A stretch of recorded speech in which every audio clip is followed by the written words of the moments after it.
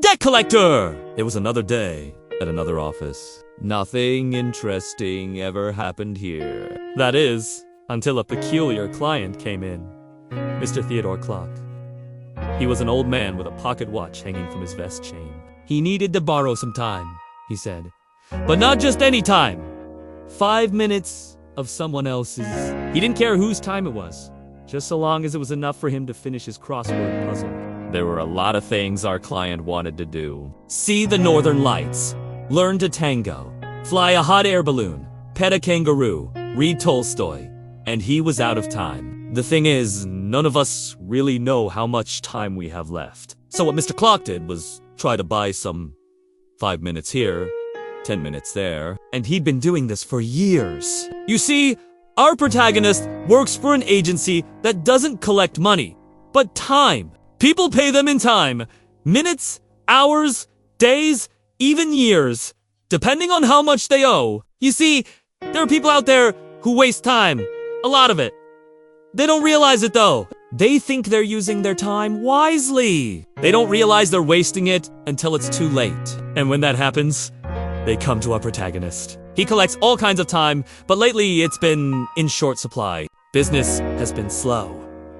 No one's paid him a visit in months. But now, here was Mr. Clock, offering up 5 minutes of his own time in exchange for 5 minutes of someone else's. Our protagonist wasn't sure he could help him, but he looked like a nice enough guy. So he took out his universal time pen, a device capable of measuring and transferring time between people. He searched for someone whose time signature was compatible with Mr. Clock's. Compatible means the person has to be doing something productive with their life. If they're wasting time, then you can't take their time. There has to be a balance. Otherwise, the fabric of space-time gets torn. And soon, he found someone who fit the bill, Ms. Emma New. She was a young woman who worked at a local library. She was the perfect candidate because she spent her time helping others. But she had no idea that our protagonist was about to change everything. Are you sure you want to do this? He asked Mr. Clock. I mean, it's only 5 minutes, but once you hand over your time, you can't get it back. Mr. Clock sighed. Yes, I'm sure. Now, please hurry. I don't have much time left. So our protagonist went over to Ms. Newsom and explained the situation. She thought it was a fascinating concept, helping out a stranger by giving them a little bit of her time. So she agreed. Our protagonist measured both of their time signatures, Mr. Clock's and Ms. Newman's, and then he carefully transferred the time from one to the other. It was a delicate operation, but soon it was complete. As the two of them stood there watching the clock tick by, they saw something strange. The hands of the clock seemed to be moving backwards. The room was filled with a bright light, and when it faded away, the clock was still moving backwards. What have you done? Mr. Clock shouted. You've reversed the polarity of my time. If this continues, I'll start to unlive.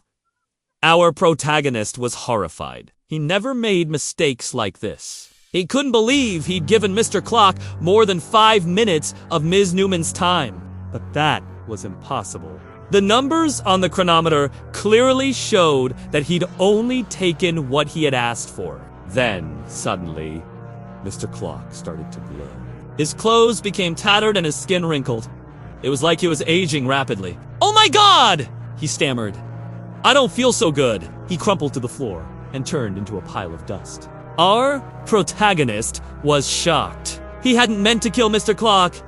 He just wanted to help him finish his crossword puzzle. Ms. Newman gasped. What have you done? But now he's dead, and it looks like his time ran out before he could finish it. I guess he wasted it after all. Ms. Neustadt stared at the pile of dust on the floor. Well, at least he died happy. I saw him earlier today. He was smiling. Our protagonist felt terrible. He had caused Mr. Clock's death, and there was nothing he could do to bring him back. He owed Mr. Clock an explanation, but he was already dead. So who was he supposed to apologize to? Ms. Newman put a hand on his shoulder. Hey, it's okay. Accidents happen. Just be more careful in the future. Our protagonist nodded. He knew she was right. This wasn't the first time he'd made a mistake while collecting time. it wouldn't be the last. He continued to work for the agency, tracking down people who wasted their time and offering them a chance to make it back. Some accepted his offer, like Mr. Clock. Others refused. Our protagonist respected their decision, but he couldn't help but wonder what they would do if they had more time on their hands. One day, he met a young man who had wasted his time playing video games. The guy was only 89, but he already had the heart of a... Our protagonist offered him a chance to undo the damage, but the kid refused. He didn't want to live a longer life full of regret. He was happy with his small, meaningless life. Suit yourself, our protagonist said, but don't come crying to me when you have heart problems at 30. The kid laughed. Yeah, right. And with that, our protagonist left him to his meaningless life. He knew that no matter what he did, he couldn't save everyone. Some people just wasted too much time. There was no coming back from that. He thought about quitting his job, but who would collect time then? People needed his help, even if they didn't know it. Sure, sometimes he made mistakes, but he was trying his best. Then one day, he got a call from an old friend. She worked for a different agency, one that collected memories instead of time.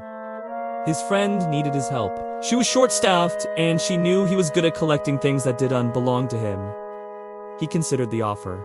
Then he smiled. Maybe it was time for a change.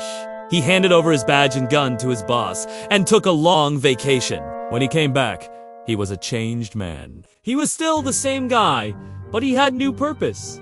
He was still the debt collector, but now he was collecting memories. And that's a story for another time. Thanks for watching.